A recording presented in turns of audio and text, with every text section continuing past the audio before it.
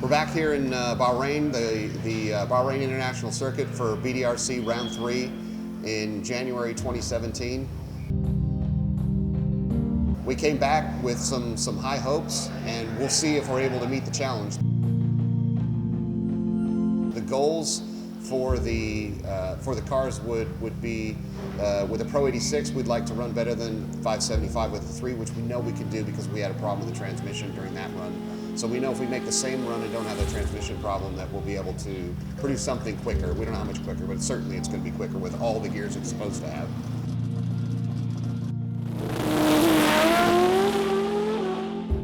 A small 86 is still going to play the same role, which is a car to be able to develop parts and procedures and so forth for the Pro 86.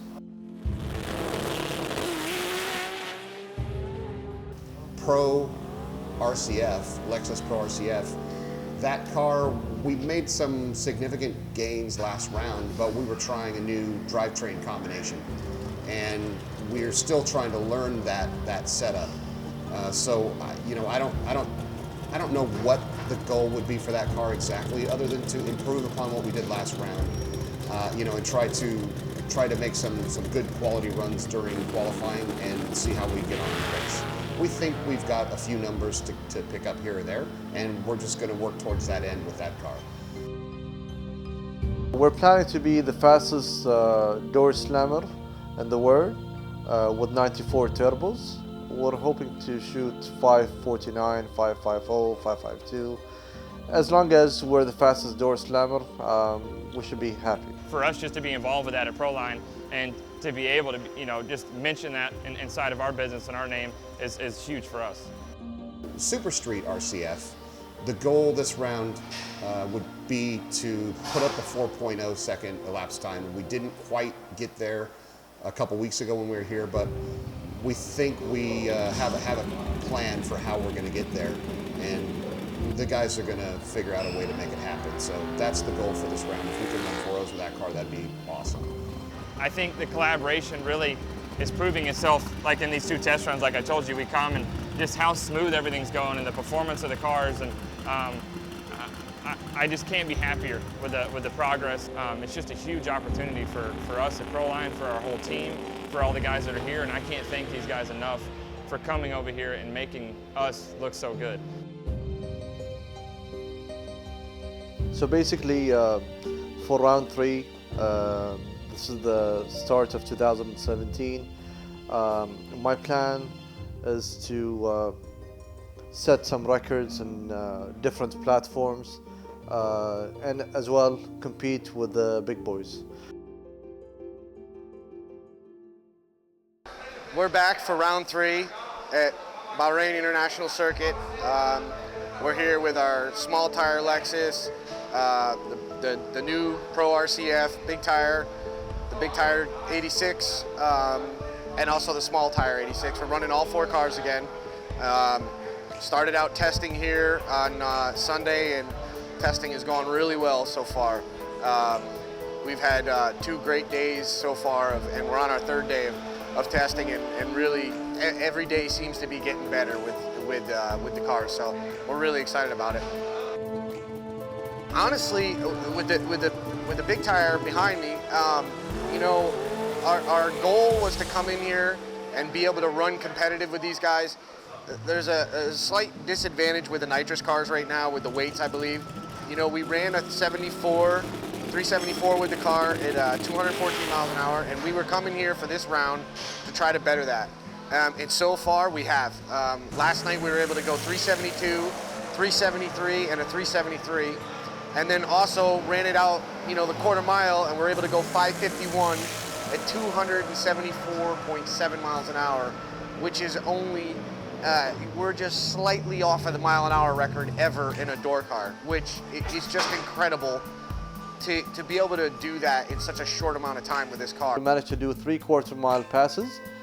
Each pass is faster than our previous record.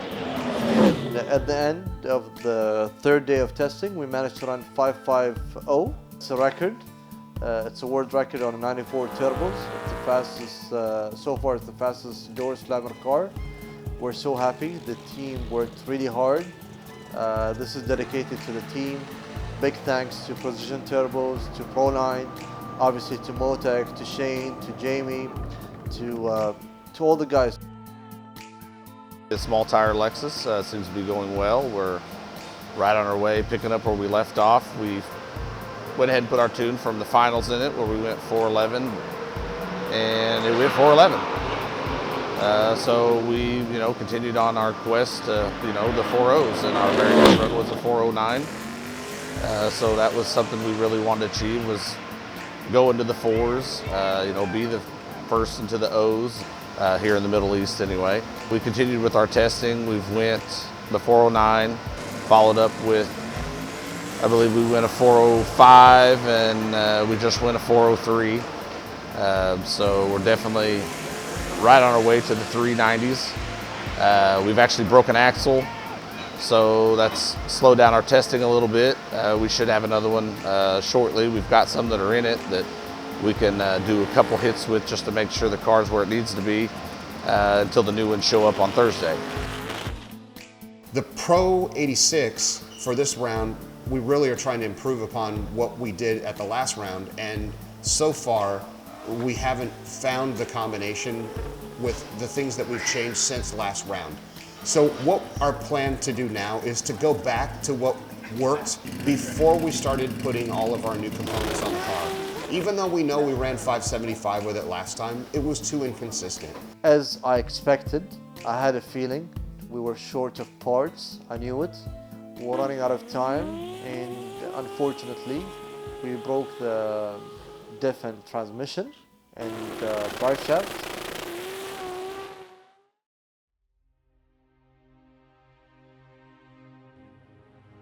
Well, we're back here at Bahrain International Circuit for the Bahrain Drag Race Series and the Arabian Pro Series, round number 3. We just finished up testing today. As you can see, it's quite foggy out. We actually had to finish testing early. They called it because you couldn't see the end of the track from the starting line. It just wasn't safe. So today was ended a little bit early, but that was in the best interest of the drivers and the race teams here.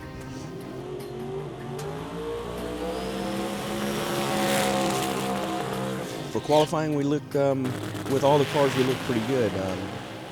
Of course, the Super Street RCF, that car has qualified number 1 since inception. Every race that it's ever entered is qualified number 1. So, of course, we feel really, really confident with that car, especially with the good testing results from this week. The Pro RCF, looking really good. We're going to go out there. I think we can go maybe a high 69, low 70, get in there. Hopefully we're number 1, of course. That's what we're striving for the pole position. And then we just want to be ready for race day. We want to go rounds. We want to do what it takes to turn the win light on the scoreboard. So we're feeling pretty good. We're feeling pretty confident. We feel like, the third round, we've got our momentum going. We've done all our, crossed the T's, dotted the I's, done what we needed to do the previous rounds, and we feel like we have a head of steam rolling with this. So this race should be pretty good.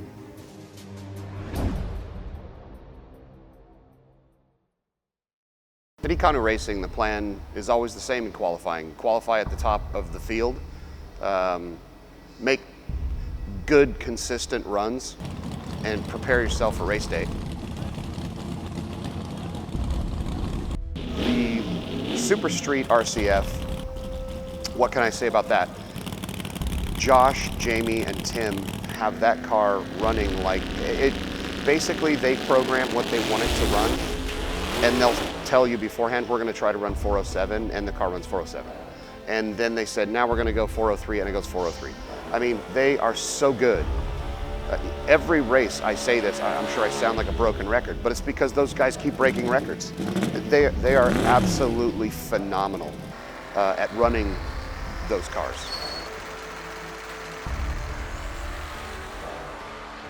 So we're here for qualifying. Testing went well. We decided to go in for Q1 to put our tune-up in it that went 408 previously. I think it was a 409. We ran it, goes 408 for number 1 qualifier. After Q1, we come back around for qualifier 2, step it up a little bit, kind of see what we can get away with the free shot at the track. We ended up going to 4:02. That ends up qualifying as number 1. So that's now 8 times in a row we've qualified number 1, which is great. For Q1 with the small tire RCF, Josh and I talked about it with Tim and decided that we would put our tried and true 410 tune-up. We made a couple of changes to the car. Dimension-wise, the overhang on the car was a touch short, so which means we could extend the front end a little bit. We knew that it would give us some numbers, and it actually did. We ended up going out and go 408 for Q1. And that kind of set the tone, saying, okay, well, if we could get this 408 and it takes it and it's smooth, then we can try to go a little bit faster and break the record again. And that was the first 4.0, I believe the first 4.0 pass in competitions.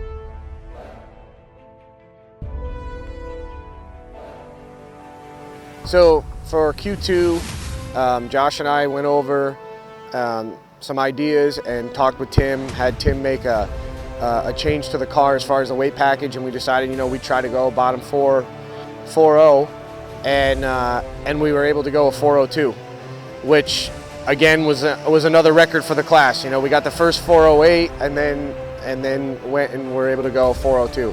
So we also set ourselves up to have quite a bit of gap for the closest competitor, which would be the Q80 car as well. You know, it's kind of been us battling them, and we've been able to sustain this basically almost a tenth over whatever they're able to do, you know. So it was great. You know, that worked out really well.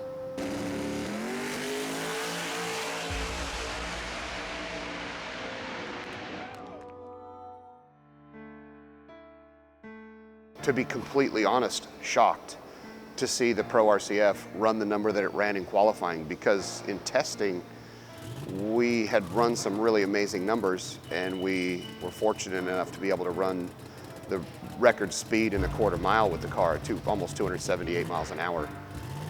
And we pretty well went to the starting line for qualifying with the same exact setup on the car, expecting to run a low 370 like we had been doing in testing. And when the number 368 jumped up on the board, I'm not sure that anybody was more shocked than I was, but certainly we were all taken aback by that number. And I think if you go back and look at the video of that run, you probably will see the shock in everyone's face. I mean, no one, it may not have been that long in time, but it sure seemed like a long time before anybody made any kind of positive recognition of the run, because we just couldn't work out what we were reading on the scoreboard in our head. I mean, for sure for me, when I saw 368 come up as on the elapsed time, and when you're on the starting line and you're running one of these cars, once it gets beyond where you can look at what the car is doing physically as far as the tire and the ground, pretty much all you're doing is looking down the track at that scoreboard, waiting to see what number's going to pop up. So you're in anticipation and you're waiting for the moment to see what the number's going to be. And you know, I had an expectation in my mind of what I thought it was going to come up with, and when it came up with 368, you know, my brain didn't really compute what that even meant. And it wasn't until I looked down at the speed at 355 kilometers an hour, which I then realized that's way faster than we had been running. We had been running 340s, 344, 345, 346. To jump that much is humongous. And then of course, once you recognize that it's real, it's a huge moment of gratification and elation, and you know, it's real surreal to stand up there and see that happen. Our aim was to come back and try and repeat that. Unfortunately, we found out that we had some damage on the engine, which we repaired, and were able to run qualification round 2. The way they make you run opposite lanes so that they can keep the conditions of the racing surface equal in the left lane and the right lane, and to give everyone an equal opportunity at each lane. So we ran the left lane in qualifying round 2 in the Pro RCF, and we made on paper a stellar, let's say we made in the data a very similar run to our first run, using the tools we have available to compare with, the speed of the wheels, and the acceleration rate of the car, it made a very good run. However, due to the fact that the car wouldn't roll into the beams correctly, we didn't get a time. So we got the information that we needed as far as how the engine was running and all those kinds of things that are important also, but we didn't get to see what happened on the actual time slip. So we had to go with what we ended up running in qualifying round 1 as our final qualifying position.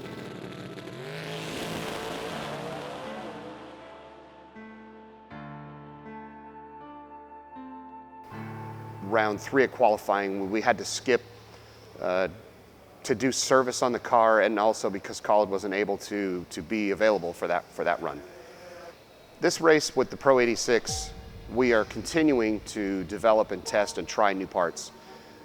And we are still behind the 8 ball with those parts. Even though we were able to set a world record with a car in December, we are struggling to find the consistency. When he was finally able to come up with a combination that worked, based on the parts combination that we had thrown at him, the car ran like it was way down on horsepower. I mean, it made a reasonable run to the 60-foot mark and then effectively slowed down the whole rest of the way down the racetrack, almost like the brakes were on. Eric was able to determine that the intercooler had separated itself internally and was leaking water into the engine. Any amount of water in the engine displaces oxygen. And when you displace oxygen, you can't burn the fuel that you're putting in the engine, and when you can't burn the fuel, you can't make power. That car is back in experimentation mode, it's not in race mode, and we know that. Would we have liked to have run a number down the racetrack that we thought was representative of what we could achieve? Of course we would. Is it going to happen in the future? 100% I guarantee you it will. We're a very resourceful team with a lot of very passionate people that are extremely knowledgeable. We will find the problem and we will solve the problem. I can guarantee you that. The small 86 still is doing its job and living up to what we expected of it as far as a test bed for parts for the Pro 86. The advantage that we have by doing that is that when the Pro 86 is struggling to go down the racetrack, not only do we not learn how to go down the racetrack, we also don't learn if any of the parts that we put on it are going to live if it does go down. So we can experiment with those things in the little 86, and that's what we've been doing all season long. And the parts are not necessarily working the way we want, but that's a success in and of itself because we didn't waste runs with the Pro 86 learning about those problems. Now we can address them, bring them back for round 4 and round 5, new and improved, make sure they work, and then move them over to the Pro 86 one at a time. With that car, we still were able to qualify for the event, even though we didn't run very well. So we just finished round 3, BDRC, and alhamdulillah, we have achieved 3 first place, and we got the 2nd place in the Pro Mode category. And as I told earlier, before starting round 3, we had a mission. We had a mission to break some records, and we had a mission to achieve like a really good results in this round. I believe this is one of the best rounds we had in general in all of the categories. It was really interesting, especially in the Pro Mod and Super Street category, where we're so competitive, and it was a really good race. Our Super Street Lexus RCF, since Monday or Tuesday, from the day we started our private testing to BDRC testing and then to qualifying, we've been resetting our records day after day. We went 410, 408, 407, 404, 402, 400. I mean, it's a really big accomplishment. The team behind the RCF, Jamie, Tim, Shane, the other guys, Khalid, Mohammed, I mean, they did an awesome job. Really proud of them, and I'm so happy. Race day, we go in basically the way we're looking at it is, let's put our 408 tune-up in it that went right down.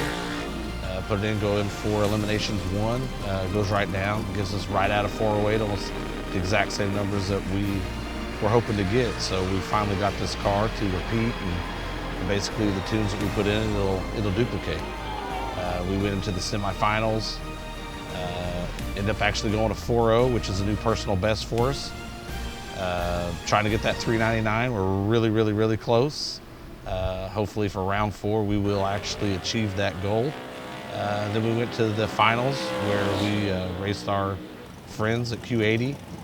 We're able to run a 4.02 in the finals and take home the win, which the nice folks at the BDRC were nice enough to give us these beautiful little tokens of their appreciation, along with this one, oh, that is ginormous.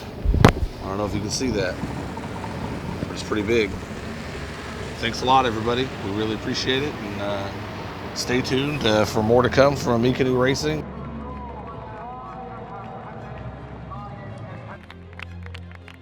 The Pro Mod category. On the day of the race, on the first round,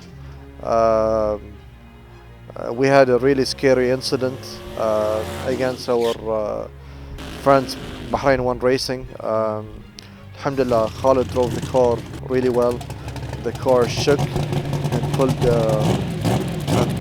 the wheelie, and then the car did some really weird shit. And thank God, Khalid is safe and the car is safe. Second round, elimination 2. We were racing our colleagues from Kuwait, Badr Khurshid, and we went with a safe tune. We went with a 373, 372 tune, and the car ran better than the tune we had on the car. The car ran 369, and we were happy with the result. And on our way back to the pits, we found out the head and some of the pistons got damaged.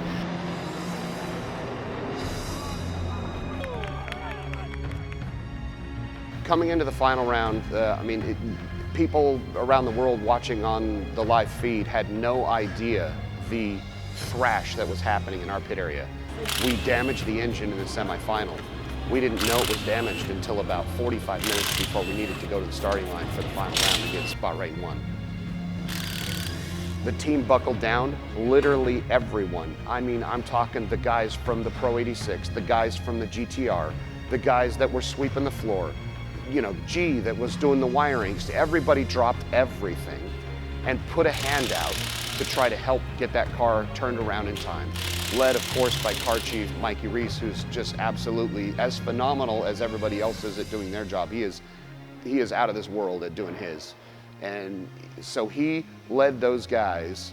Tim Davis jumped over from the Super Street RCF to lend a hand. Eric Luzinski was over there from the Pro 86. Hyder, just everybody did every single thing they could do to try to get that car turned around and make it up there in time. We had to take all 8 pistons and rods out, take the oil pan off, take all those parts out, take the heads off, push the pistons out, push new ones in, put the oil pan back on, put both cylinder heads back on, bolt the intake manifold back on, bolt the headers back on, and put all those pieces in, not leave anything loose, not have any fittings loose or leaking, not have any wires crossed or unplugged or any of those things. We literally, it was a huge struggle, and thankfully and graciously Bahrain 1 gave us the extra time that we needed, because we did actually make a mistake and get a gasket on upside down, which cost us even more time. We had to take another part back off, switch the gasket, and put the part back on, which we did.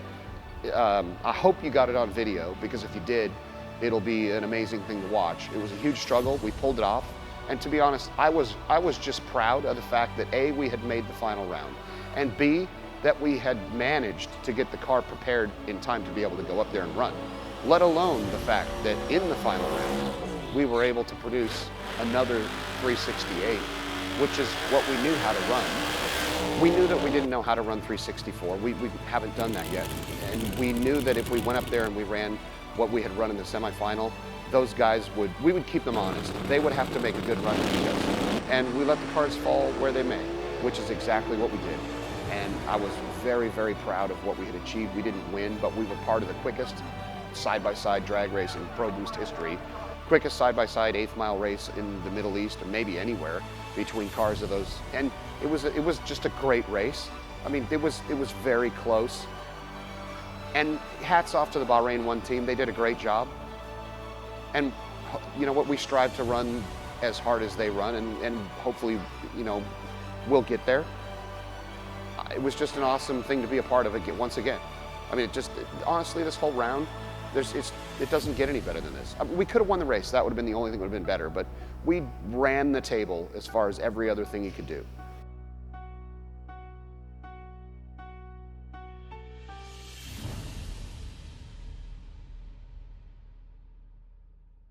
The Porsche, alhamdulillah, achieved at last. We're not breaking any axles. The Porsche have been resetting its own record run after run, even though it was really, really hard without ES Motor Team with us here. But Emre and the guys were like with us 24/7 by phone, like remote tuning, telling us what to do. I think there's a bit improvement in the car. Alhamdulillah, Mohammed managed to achieve the first place in the Super Street category, managing to run 8.0 at 185 miles, which is 298 kilometers. It's the world's fastest Porsche ever at the quarter mile. We achieved as well a good 60 foot and 8th mile. I'm happy with the car at last. The small GT86, yes, we have won the Outlaw category, but unfortunately the car was not performing. We had to change the engine yesterday, and I think because we were busy with the other cars, I think we missed something here and there, and we got lucky this round. And I'm sure, as I said earlier, I mean, the car was still promising in the private testing and in the qualifying. We've managed to achieve a new personal best at the 8th mile, running 4:38. For that car, I mean, if the car would run like all the way to the quarter mile, it would easily set a record. Our Pro Import 86, as I expected. I think I'm good in expecting things. I knew we're gonna be struggling this round with the 86. As I said earlier, between round 2 and 3, it was really close, especially if you depend 100% on parts from the United States. I know we're gonna run 560s, hopefully around 4 or 5, we're gonna do that. I promise you we're gonna do that. We're gonna be dedicated 100%. Now that we have sorted out, we're gonna focus back again to the Pro Import car, and we're gonna again reset the record. We're gonna come stronger. Around 4 and 5 will be the car to watch out. The Pro Import 86 will be the car, inshallah. I wanna say one thing to my team members. Thank you all from the bottom of my heart. Well done, good job, except, where is he? Where is he? Where is he? That guy, he screwed us.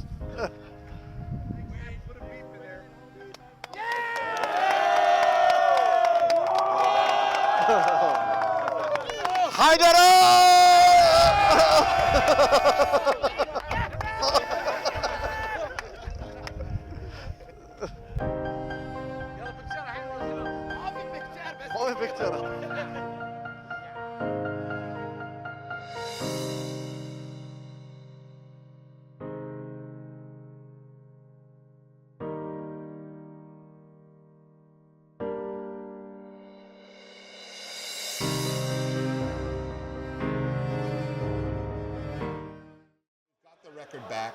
We've got a little bit of time to be able to make some adjustments, and we're going to go for it. Can you make any more noise? Is it possible? And they were both sides of it, no doubt about it. Both sides. The car wheelied one run and it spun the tire the next, but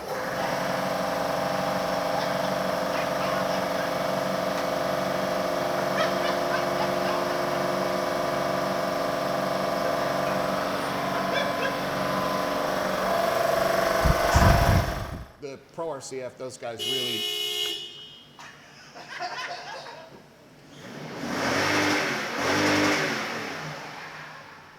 with the on